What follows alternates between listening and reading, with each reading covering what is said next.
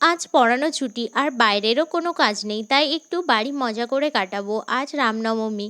রামনবমীর অনেক অনেক শুভেচ্ছা সবাইকে। আজ সকালে ঘুম থেকে দেরি করে উঠেছি, এখন ফ্রেশ হয়ে আসলাম। আমি আর বোন সকালে ফ্রেশ হয়ে নিয়ে কালমেঘা পাতার বড়ি খেয়ে নিচ্ছি।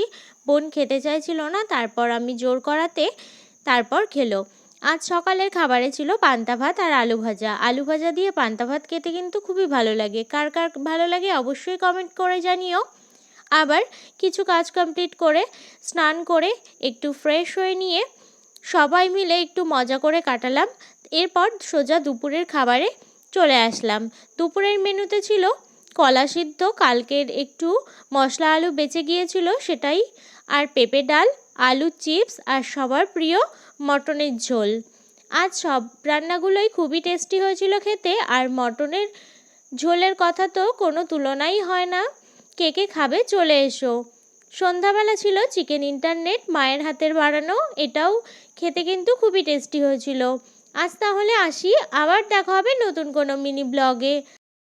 আমাদের এই ভিডিওগুলো যদি তোমাদের ভালো লেগে থাকে অবশ্যই লাইক আর কমেন্ট করতে ভুলো না।